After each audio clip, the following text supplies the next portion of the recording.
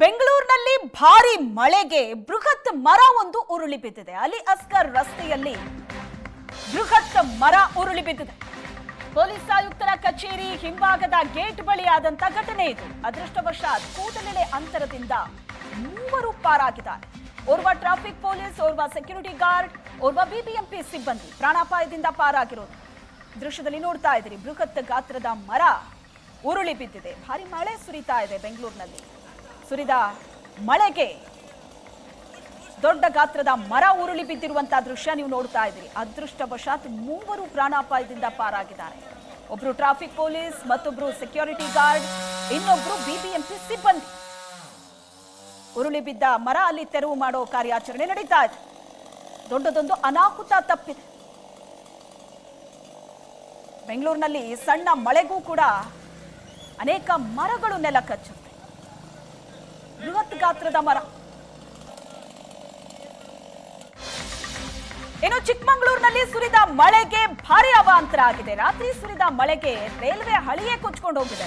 ಚಿಕ್ಕಮಗಳೂರು ತಾಲೂಕಿನ ಕಣಿವೆ ಗ್ರಾಮದ ಬಳಿ ಆದಂತ ಘಟನೆ ಇದು. ಜಲ್ಲಿ ಕಲ್ಲುಗಳು ಕೊಚ್ಕೊಂಡು ಹೋಗಿ ಲಯ ತಪ್ಪಿದ್ದ ರೈಲ್ವೆ ಹಳಿ. ರೈಲ್ವೆ ಸಿಬ್ಬಂದಿ ಸಮಯ ಪ್ರಜ್ಞೆಯಿಂದ ಅನಾಹುತ ತಪ್ಪಿದೆ. ಚಿಕ್ಕಮಗಳೂರಿನಿಂದ ಶಿವಮೊಗ್ಗಕ್ಕೆ ಹೊರಟಿದ್ದ ರೈಲಿಗೆ ತಡೆ. ರೈಲ್ವೆ ಸ್ಟೇಷನ್ ಸಿಬ್ಬಂದಿಯಿಂದ ರೈಲು ಚಾಲಕನಿಗೆ ಮಾಹಿತಿಯನ್ನ ಕೊಡಲಾಯಿತು. ಚಲಿಸ್ತಾ ಇದ್ದ ರೈಲನ್ನ ತಕ್ಷಣವೇ ಲೋಕೋ ಪೈಲಟ್ ನಿಲ್ಲಿಸಿದ್ದಾರೆ. ಹಳಿ ದುರಸ್ತಿ ಪಡಿಸಿದ ನಂತರ ರೈಲು ಮುಂದೆ ಸಾಗಿದೆ. ಜಲ್ಲಿ ಕಲ್ಲುಗಳು ಕೊಚ್ಕೊಂಡು ಹೋಗಿದೆ ಮಳೆಗೆ. ರೈಲ್ವೆ ಹಳಿ ಅಲ್ಲಿ ತಪ್ಪಿತ್ತು. ಆದರೆ ಸಿಬ್ಬಂದಿಯ ಸಮಯ ಪ್ರಜ್ಞೆಯಿಂದ ಬಹಳ ದೊಡ್ಡ ಅನಾಹುತ ತಪ್ಪಿದೆ. ದೃಶ್ಯದಲ್ಲಿ ನೋಡ್ತಾ ಇದ್ದೀರಿ ನೀವು.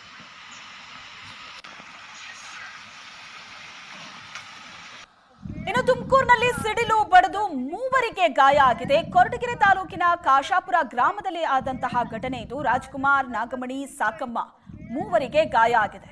ಹೊಲದಲ್ಲಿ ಕೆಲಸ ಮಾಡ್ತಾ ಇದ್ದಾಗ ನೇರಳೆ ಮರಕ್ಕೆ ಸಿಡ್ಲು ಬಡಿದಿದೆ. ಮರದ ಪಕ್ಕದಲ್ಲೇ ನಿಂತಿದ್ದ ರಾಜ್ಕುಮಾರ್ ಎಡಭುಜ, ತಲೆಗೆ ಗಾಯ ಆಗಿದೆ. ನಾಗಮಣಿಯ ಮುಖ ಹಾಗೂ ಸಾಕಮ್ಮ ಅವರ ಎಡಗಾಲಿಗೆ ಗಾಯ ಆಗಿದೆ. ಸಿಡಿಲು ಬಡಿದು ಮೂವರು ಗಾಯಗೊಂಡಿರೋದು. ಮಳೆ ಬರ್ತಾ ಇತ್ತು, ಅಲ್ಲೇ ಮರದ ಪಕ್ಕ ನಿಂತಿದ್ರು. ಆದರೆ ಸಿಡಿಲು ಮರಕ್ಕೆ ಬಡಿದು ಮೂವರು ಗಾಯಗೊಂಡಿದ್ದಾರೆ.